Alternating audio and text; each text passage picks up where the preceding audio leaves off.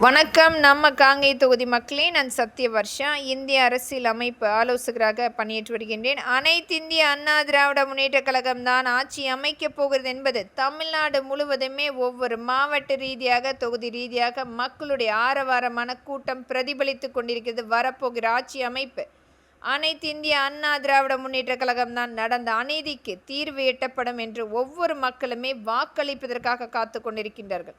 கடந்த 5 வருடத்தில் வனவாசத்தையே முழுமையாக கொடுத்த இந்த திராவிட முன்னேற்ற கழகத்தினுடைய நிர்வாக சீர்கேடு நமக்கு ஒரு மிகப்பெரிய ஒரு கடன் சுமையை கொடுத்து செல்கின்றது. ஈடு கட்ட முடியாத அளவுக்கு ஒரு கடன் சுமை ஒவ்வொரு மக்களுடைய தலையில் இன்றைக்கு சுமையாக காத்து கொண்டிருக்கிறது. மாத தவணையாக கண்டிப்பாக கட்டக்கூடிய ஒரு வரியாக காத்து கொண்டிருக்கிறது. அனைத்துமே ஈடுகட்ட வேண்டும், அதற்குரிய வருமானத்தை ஈட்ட வேண்டும் என்றால் அனைத்து இந்திய அண்ணா திராவிட முன்னேற்ற கழகம் ஆட்சி அமைந்தால் மட்டுமே இதற்குரிய தீர்வு எட்டப்படும். இன்றைக்கு கடந்த 5 வருடத்தில் குழந்தைகளுக்கும் பெண்களுக்கும் நடந்த அநீதி என்பது ஈடுகட்ட முடியாத இழப்பு. ஒவ்வொரு இடத்திலுமே குழந்தைகளையும் பெண்களையும் அச்சுறுத்தக்கூடிய சூழ்நிலை. ஒரு 18,000 குழந்தைகள் கற்பழிக்கப்பட்டு 35,000 பெண்கள் கற்பழிக்கப்பட்டு வழக்குகள் மட்டுமே பதிவு செய்திருக்கின்றார்கள். அது வெறும் வழக்காக, கண் துடைப்புக்காக, குற்றவாளிகளுக்கு சாதகமாக பாதிக்கப்பட்ட குழந்தைகளுக்கும் பெண்களுக்கும் எதிராக அந்த முதல் தகவல் அறிக்கை முழுமையாக மறுபரிசீலனை எடுக்கப்படும். இன்னும் எத்தனை வழக்குகள் இந்த காவல் அதிகாரிகளால் விரட்டப்பட்டு அச்சுறுத்தப்பட்ட அனைத்துமே முழுமையாக அதற்குரிய தீர்வு அனைத்து இந்திய அண்ணா திராவிட முன்னேற்ற கழகம் ஆட்சி அமைந்தால் மட்டுமே அதற்குரிய அனைத்துமே முழுமைப்படுத்த முடியும். அண்ணா பல்கலைக்கழகத்தில் நடந்த அந்த மாணவிக்கு நடந்த வன்கொடுமைக்கு காரணம் உதயநிதி தான் என்று தெரிந்தால் கூட இந்த அரசாங்கமும் காவல்துறையும் ஊடகங்களும் அரசியல் அமைப்புகளும் மௌனம் காத்து கொண்டிருக்கின்றார்கள். ஆளுகின்ற அரசாங்கமே இன்றைக்கு பெண்களை அச்சுறுத்தக்கூடிய, சீரழிக்கக்கூடிய ஒரு மிகப்பெரிய வன்கொடுமை, ஒரு தப்பான எடுத்துக்காட்டாக ஒரு மிகப்பெரிய நிகழ்வு. உச்சநீதிமன்றம் இதற்குரிய அனைத்து சட்ட ரீதியாக நடவடிக்கை எடுக்கப்பட வேண்டும்.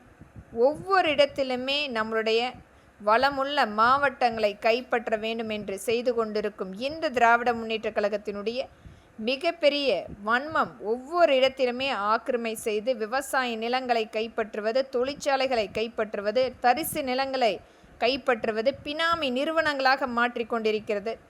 தமிழ்நாட்டையே இன்றைக்கு இவர்களுடைய கட்டுப்பாட்டில் எடுப்பதற்குரிய மிகப்பெரிய அளவில் அதற்குரிய வேலைகளும் நடந்து கொண்டிருக்கிறது.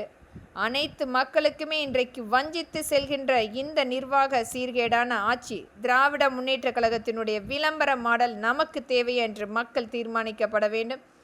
ஒரு அச்சுறுத்தக்கூடிய ஒரு மிகப்பெரிய கடன் சுமை ஈடுகட்ட முடியாத அளவுக்கு நமக்கு வரப்போகிறது. இன்றைக்கு இருக்கின்ற இந்த 7 லட்சம் கோடி என்பது முழுமையாக 12 லட்சம் கோடி.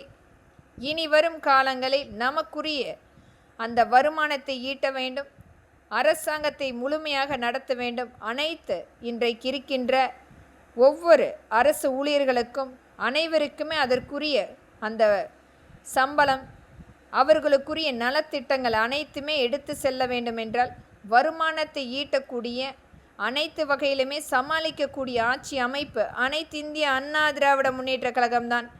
இன்றைக்கு மத்திய அரசுடைய நேரடியாக நமக்குரிய திட்டங்களை கண்டிப்பாக பெற்று நம்மளுக்குரிய மக்களுடைய வாய்ப்புகளை உருவாக்க முடியும். ஆனால் இன்றைக்கு எதற்கெடுத்தாலும் இந்த திராவிட முன்னேற்ற கழகம் ஒன்றிய அரசு என்று சொல்லி மத்திய அரசை வஞ்சித்து கொண்டிருக்கிறது. நம்மளுடைய மகளிருக்காக கொண்டு வரக்கூடிய திட்டத்தை மிகப்பெரிய அளவில் வஞ்சித்து மகளிருக்குரிய எந்த ஒரு நலத்திட்டத்தையும் கொண்டு வரக்கூடாது என்பதற்காக நிராகரிப்பு செய்த இந்த திராவிட முன்னேற்ற கழகம் மசோதாவை முழுமையாக அந்த இடஒதுக்கீடுக்குரிய அனைத்துமே நிராகரிப்பு செய்து வஞ்சித்தது. இனி வரும் காலங்களில் இந்த திராவிட முன்னேற்ற கழகத்தினுடைய ஆட்சி அமைப்பு இருக்கக்கூடாது என்பதற்குரிய உங்களுடைய வாக்கு அனைத்து இந்திய அண்ணா திராவிட முன்னேற்ற கழகத்தின் இரட்டை இலைக்கு வாக்களிக்கப்பட வேண்டும். இது நம்மளுடைய ஆட்சி. அனைத்து இந்திய அண்ணா திராவிட முன்னேற்ற கழகம் அது என்றைக்குமே மக்களுக்காக, மக்களுடைய நலனுக்காக உழைத்து கொண்டிருக்கிறது. நம்முடைய மாண்புமிகு புரட்சி தலைவரால் உருவாக்கப்பட்ட கட்சி. நன்றி மக்களே.